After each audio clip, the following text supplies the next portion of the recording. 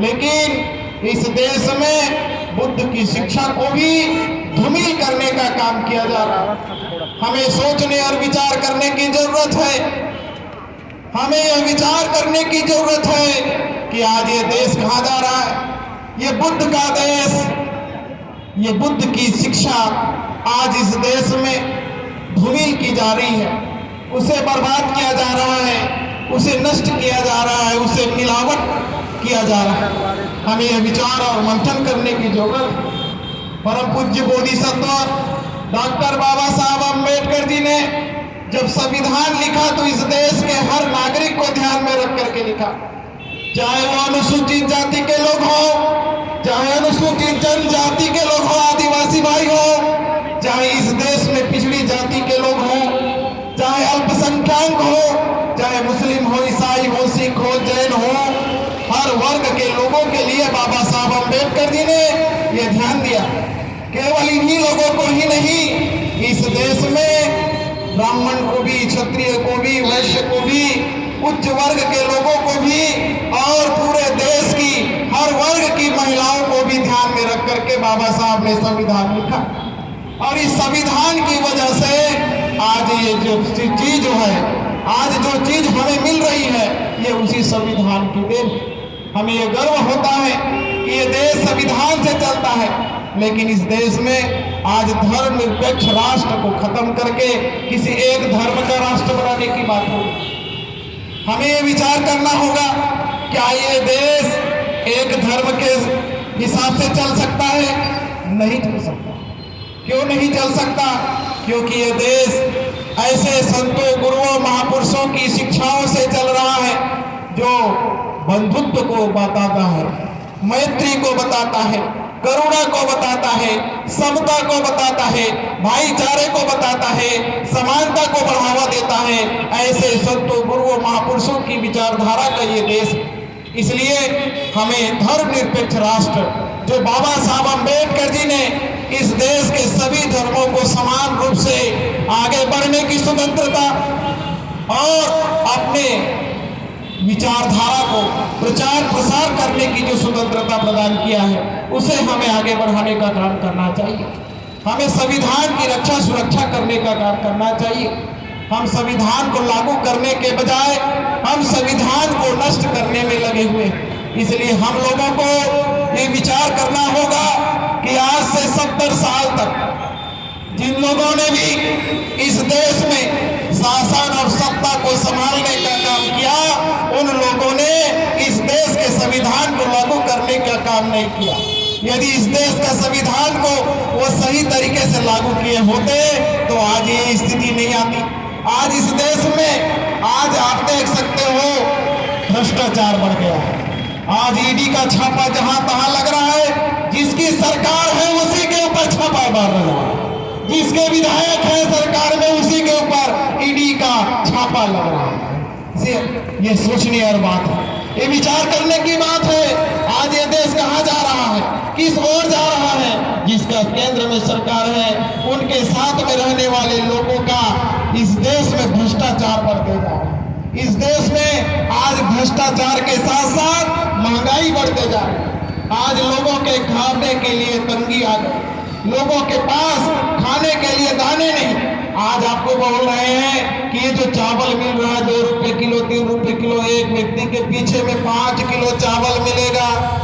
मिलेगा कि नहीं मिलेगा? मिलेगा। और कैसे मिलेगा? फ्री में मिलेगा। आपको फ्री में चावल दिया जा रहा है, लेकिन ये चावल कौन सा चावल है ये आपको पता है? ये आपको पता नहीं है। संसद के अंदर संविधान सभा के उस जगह पर जो पहुंचे हुए लोग हैं, जो संसद में जाते हैं, संसद में जा करके जिन लोगों ने ये प्रस्ताव निकाला कि जो यहाँ वेस्टेज जो चावल है, जो चावल रखे खराब हो गया है, उस खराब चावल को सरकार ने समुद्र में फेंकने के लिए कहा था, लेकिन उसे संसद के अंदर प्रस्ताव पारित करके आपको गरीब लोगों को खिलाने के लिए फ्री में चावल देने का काम इस देश की सरकार कर रही है। जिस चावल में कोई प्रोटीन, विटामिन नहीं है, जिस चावल में शरीर में कोई कैल्शियम या जो भी हमारे जो पोषक तत्व होने चाहिए वो नहीं है। उन पोषक तत्व रहित जो आहार आपको फ्री में दे करके इस देश की जनता को मारने का एक बहुत बड़ा षड्यंत्र किया जा रहा है। जिसको समुद्र में फेंकने का आदेश होता था उसे आज इस देश के गरीब तबकों को खिलाने का काम कर रही है, अर्थात आपको स्लो पॉइजन दे करके मारने का अभियान चलाया जा रहा है। ये सोचने और विचार करने की जरूरत है। हम लोग चावल में बिक गए हैं, हम लोग दारू में बिक गए हैं, हम लोग पैसे में बिक गए हैं, हम लोग साड़ी में बिक गए हैं। हमको साड़ी चाहिए, हमको नौकरी नहीं चाहिए। हमको दारू चाहिए, हमको नौकरी नहीं चाहिए। हमको पैसा चाहिए, हमको अपने बच्चे को नौकरी नहीं चाहिए। ये इस तरह की मानसिकता इस देश की सरकार ने 70 साल में लोगों के दिलो दिमाग में डालने का काम। आज इसकी वजह से आज लोग बेरोजगार घूम रहे हैं, और ये बेरोजगार घूमने वाले जो लोग हैं वो आने वाले देश के भविष्य। ये भविष्य कहाँ जा रहा है, किधर जा रहा है, किस ओर जा रहा है? इस देश का जल, जंगल और जमीन इस देश के आदिवासियों की। आज आदिवासियों की जमीनों को छीना जा रहा है, आज आदिवासियों के जंगलों को उजाड़ा जा रहा है। आज इस देश के आदिवासी इस देश में बेरोजगारी के शिकार, आज इस देश में वो बेरोजगारी के शिकार होने के साथ साथ भुखमरी के शिकार। आज इस देश की जनता आज गरीबी के शिकार में फंस, आज लोग गरीब होते जा रहे हैं। लोगों के पास खाने के लिए कपड़ा नहीं, लोगों के पास खाने के लिए दाने नहीं, पहनने के लिए कपड़ा नहीं। यदि ऐसी स्थिति रहेगी तो ये देश का क्या हो? 2 साल कोरोना काल खा गया, लोग कितने लोग ऊपर चले गए पता नहीं। अब कौन सा कोरोना आने वाला है जिसमें पूरे देश के लोग चले जाए? इस देश के लोगों की आबादी को घटाने की बहुत बड़ी साजिश चल रही है। इस देश के लोगों को जो मजलूम है, जो इस देश में सताए गए हैं, जिन लोगों के साथ अन्याय, अत्याचार, शोषण हजारों साल से होते आ रहा है, ऐसे लोगों को इस देश से मिटाने का काम हुआ। इसलिए इस बात को सोचने और विचार करने की जरूरत है। आज मान्यवर साहब कांशीराम जी का जन्म जयंती है। जिन महापुरुषों की विचारधारा को मान्यवर साहब कांशीराम जी ने जम्मू से लेकर के कन्याकुमारी तक साइकिल चला करके जगाने का काम किया, ऐसे महापुरुषों के आंदोलन को बताने के काम करने वाले महान मान्यवर साहब कांशीराम जी की जयंती में मैं आप सभी लोगों को यह संबोधित करते हुए यह कह रहा हूँ कि आपको जागने की जरूरत है। यदि आप मान्यवर साहब कांशीराम जी की जयंती माला पहना करके या पुष्प चढ़ा करके या केक काट करके या मिठाई बांट करके यदि कर लोगे तो ये जयंती नहीं रहेगी। हम बाबा साहब की जयंती, अगले जयंती अभी अप्रैल आएगा, मनाएंगे। हम खाली जयंती मनाने में लगे हुए हैं, हमारा बोझ कहाँ जा रहा है? हमें ये सोचने की जरूरत है, हमें खुशी मनाने की जरूरत नहीं है। हमें आज बहुत बड़ा दुख हो रहा है कि आज हमारा समाज बर्बादी के कगार पर खड़ा है।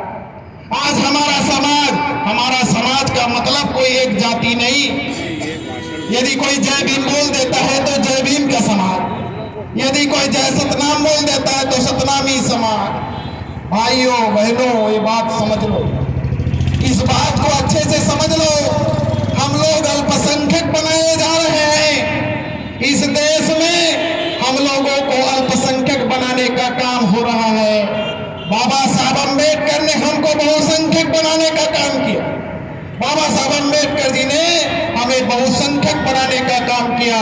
साहब कांशीराम जी ने हमें बहुसंख्यक बनाने का काम किया, बहुजन बनाने का काम किया। लेकिन आज इस देश की सरकार हमको अल्पसंख्यक बनाने का काम कर रही है। इस देश में 6,743 जाति, इस देश में 6,743 जाति और 6,743 जाति को इस देश की आबादी 150 करोड़ की आबादी अनुमानित मान के आपकी देश की संख्या, और इस संख्या को यदि 6,743 जाति में यदि आप भाग कर दो, आपकी संख्या कितनी होगी, आपकी अनुपात कितनी होगी। आपकी संख्या को इस तरह से टुकड़े टुकड़े में बांट करके अलग अलग रखा गया, और आज अलग अलग जाति बिरादरी को बांट करके रखने का काम किया जा रहा है।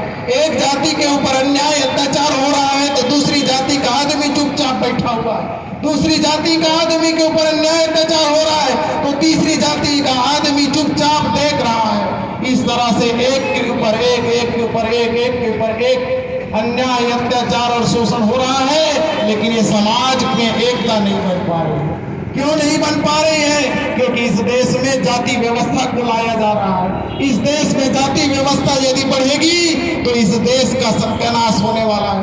यदि जाति व्यवस्था आएगी तो वर्ण व्यवस्था आएगी, और वर्ण व्यवस्था आएगी तो इस देश में आपका ये जो संविधान आपका चल रहा है, जिसकी बदौलत आप लोग अच्छी अच्छी नौकरी में पड़े हुए हो, आप अच्छी अच्छी सुविधा का लाभ ले रहे हो, आज आप लोग अच्छे टाई कोट जींस पहन के घूम रहे हो, सूट बूट में घूम रहे हो, गाड़ी घोड़े में घूम रहे हो, आज ये फिर जिस दिन ये स्थिति आएगी सब कुछ खत्म हो जाएगा। इसलिए आप लोगों को समझने की जरूरत है, इसलिए आप लोगों को जाने की जरूरत है कि यदि आप लोग नहीं जागे और यदि जाति व्यवस्था को आपने बढ़ावा दिया, यदि जाति व्यवस्था को आपने कायम रखने की कोशिश की तो क्या होगा? वर्ण व्यवस्था आएगा, और वर्ण व्यवस्था आएगा तो फिर ब्राह्मण श्रेष्ठ कहलाएगा, और यदि ब्राह्मण श्रेष्ठ कहलाएगा तो बाकी तीनों वर्ण के लोग इस देश में नीच बने रहेंगे, चाहे वो क्षत्रिय हो, चाहे वैश्य हो, चाहे शूद्र हो, चाहे अनुसूचित जाति, जनजाति, पिछड़ी जाति या कोई भी वर्ग का व्यक्ति हो, उसे नीच माना जाएगा। इसलिए यदि आप लोग धर्मनिरपेक्ष राष्ट्र बनाना चाहते हैं, बाबा साहब के संविधान को बचाना चाहते हैं, तो आप लोगों को बहुजन समाज पार्टी की ओर आना होगा। बहुजन समाज पार्टी इस देश में भाईचारा बनाने का काम करना चाहती है। बहुजन समाज पार्टी भाईचारा को आगे लाने का काम कर रही है। बहुजन समाज पार्टी संविधान की रक्षा सुरक्षा की बात करती है। बहुजन समाज पार्टी का निर्माण साहब कांशीराम ने किया, इसलिए किया कि जिसको जितनी संख्या है उसके अनुपात में उसकी हिस्सेदारी हो सके। इस देश के आदिवासियों को उनका जल, जंगल और जमीन उनको मिल सके, इसलिए साहब कांशीराम जी ने इस देश में अल्पसंख्यकों को भी जोड़ा, एससी को भी जोड़ा, एसटी को भी जोड़ा, ओबीसी को भी जोड़ा, वाम से पड़ा। इसलिए हमें ये जानने की जरूरत है कि साहब कांशीराम जी का मूवमेंट इस देश के लोगों के लिए है, इस देश के मूल निवासियों के लिए है, इस देश के आदिवासी के लिए है। इसलिए हम लोग अलग है करके नहीं समझना चाहिए। हम लोगों को एक होने की जरूरत है, हम लोगों को जागृत होने की जरूरत है, और साहब कांशीराम जी के इस जन्म जयंती को हम लोग एक संकल्प के रूप में मनाएं, और यहाँ से जाकर के ये संकल्प ले ले कि जैसे कि हमारे बंते जी ने कहा कि हमें छत्तीसगढ़ में आदिवासी मुख्यमंत्री चाहिए, जरूर चाहिए, क्योंकि 29 उनके विधायक हैं, 29 विधायक है तो जरूर मुख्यमंत्री तो आदिवासी होना चाहिए। लेकिन वो 10 और हमारे एससी के भी विधायक, इसके बाद वो ओबीसी समाज के भी। आपको ये पता होगा कि छत्तीसगढ़ में 98% एससी, एसटी, ओबीसी यानी कि इस देश में से आप छत्तीसगढ़ को देखेंगे तो इस देश में, इस प्रदेश में आपको केवल 2% बाहर, 98% इस प्रदेश में आपको मूल निवासी मिलेंगे। तो हमें मूल निवासियों का प्रदेश बनाने का काम करना है और आदिवासी को मुख्यमंत्री बनाना है। और बहुजन समाज से मैं यही अपील करना चाहता हूं कि आप अपनी वोट को बेचने का काम मत करो। आप अपने वोट को पैसे, दारू से, साड़ी से बेचने का काम बंद करो। यदि आप बेचने का काम करोगे तो कोई आदमी खड़ा नहीं हो सकता। क्यों खड़ा नहीं हो सकता? इतनी महंगाई बढ़ गई है, कौन बनेगा इस देश में? बाबा साहब अम्बेडकर जी ने आपको वोट डालने का अधिकार दिया और वोट डालने का अधिकार में आपको प्रतिनिधित्व का अधिकार मिला, लोकतंत्र में आपको प्रतिनिधित्व का अधिकार मिला। आज आपको भाई भाई से लड़ाने का काम किया जा रहा है, इससे आपको सावधान रहना है। आपको पैसे दे करके आपको खड़ा कर देंगे चुनाव के मैदान में और बाद में पैसे दे करके फिर बिठा देंगे।